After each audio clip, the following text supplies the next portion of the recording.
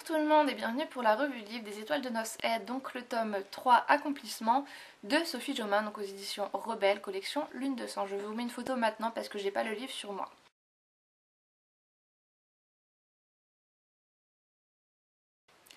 Voilà, donc déjà vous en conviendrez que la couverture est magnifique. C'est vraiment une de mes couvertures préférées pour cette saga et vraiment je l'adore. Donc voilà, donc mis à part ça, je voulais vous prévenir qu'il est fort possible que je fasse des spoilers par rapport au tome 1 et au tome 2.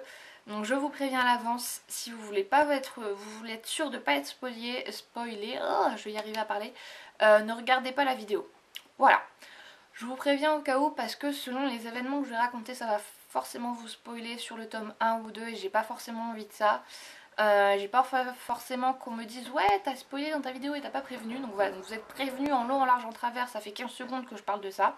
Donc si vous voulez pas regarder la vidéo pour pas spoiler, je vous invite à ne pas regarder la vidéo. En contrepartie vous pouvez la regarder si vous avez déjà lu le tome 3. Donc déjà c'est l'un de mes... Je crois que c'est le préféré des 3 premiers tomes. J'ai pas lu le 4ème. Encore je l'ai mais j'attends que quelques mois pour le lire en attendant parce que sinon je vais piquer une crise en attendant le tome 5. Donc voilà, maintenant je sais que j'ai le tome 4 que je peux le lire quand je veux mais j'essaie d'attendre un petit peu. Donc de ces 3 premiers tomes, c'est l'un de mes préférés parce qu'on a vraiment une vue d'ensemble. C'est compliqué à expliquer mais on a vraiment une vue d'ensemble de tout l'événement du début à la fin, etc. Donc on est avec Anna, toujours Anna qui lui est arrivé quelque chose à la fin du tome 2. Et du coup on la retrouve là quelques jours après ce drame, on va appeler ça comme ça, ce drame. Et on la réapprend à la connaître en fait, on réapprend à la connaître, elle se réapprend à se connaître elle-même. Et ça j'ai beaucoup aimé parce qu'on avait l'impression d'un genre de renaissance, etc. Donc ça j'ai beaucoup aimé. Et on se demande ce qui se passe, etc. Parce que on a le point de vue au début de Lace, ensuite de Anna. Et donc par rapport à l'événement qui s'est passé justement, on se demande comment va réagir Lace, est-ce qu'il va se réveiller un moment parce que ce qu'il a fait c'est juste pas possible. Pour ceux qui ont lu vous comprendrez, mais pour ceux qui n'ont pas lu ça doit être du charabia ce que je suis en train de vous sortir, c'est incroyable. Et donc voilà, donc on suit aussi Darius qui est, comment dire sans spoiler, qui est l'un des amis de fac de Anna et qui l'aide énormément par rapport à ce qui s'est passé. Ce que j'ai moins aimé c'est que toute la première partie du livre, on va parler d'Anna et Darius, Darius qui l'aide, etc. Et à partir du moment où Lace se rend compte qu'il a fait une énorme connerie, il revient. Et là, on parle que de Anna et Lace. Et Darius, on s'en occupe. On s'en occupe, mais plus comme avant. Et ça m'a fait bizarre parce qu'il y a vraiment un moment, une coupure. Et on se demande... on se dit, mais ils peuvent pas faire quelque chose quand même pour... je sais pas... s'entendre entre eux, etc. Parce que c'est vraiment une coupure. Et on entend parler de Darius, mais plus comme avant. Plus aussi... je vais dire intimement, mais pas intimement, plus. Enfin, on ressent plus énormément l'amitié entre Anna et Darius comme il y avait avant.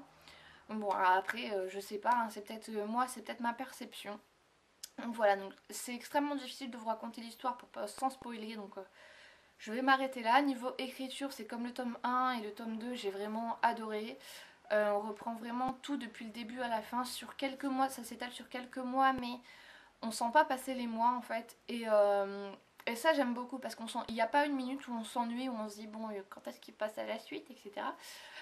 Et donc voilà, donc je vais pas parler de la fin, mais juste cette fin je la trouve géniale. Donc c'est pour ça que j'ai su m'arrêter au tome 3 sans commencer le tome 4. Parce que si la fin du tome 3 avait été horrible comme celle du tome 2, j'aurais pas pu m'arrêter. Mais là je la trouve vraiment convenable cette fin. Et donc moi je l'aime beaucoup, donc pour ceux qui l'ont lu, vous me direz si vous aussi vous l'avez aimé. Moi je l'aime beaucoup et j'ai quand même hâte de lire ce tome 4, mais je crois qu'il va attendre quelques mois dans ma palle quand même en attendant le tome 5 parce que sinon je vais pleurer. Parce qu'il faut attendre 6 à 8 mois je crois en attendant le tome 5, donc voilà, hein, n'est-ce pas? Et donc voilà, donc cette revue de livre c'est un fouillis fini. J'avais préparé un truc et je vous ai tout dit ce que j'avais préparé, mais j'ai l'impression d'avoir fait du charabia. J'ai l'impression que ce que je vous ai raconté ça veut rien dire et qu'il n'y a aucun point, enfin ça se suit pas, mais enfin bon. Je suis vraiment désolée mais c'est vraiment dur d'en parler parce que j'ai peur de spoiler partout, quoi que je dise. Donc voilà, mais en tout cas ça a été, comme les 2 premiers tomes, un coup de cœur. Voilà, c'était vraiment ma révélation 2013 cette saga et je l'adore vraiment. Donc voilà, donc maintenant j'ai hâte de lire la suite. Sauf que je vais quand même patienter un petit peu comme je l'ai déjà dit. Voilà, donc je vous fais plein de bisous, c'est tout pour cette revue livre pour aujourd'hui et je vous dis à bientôt.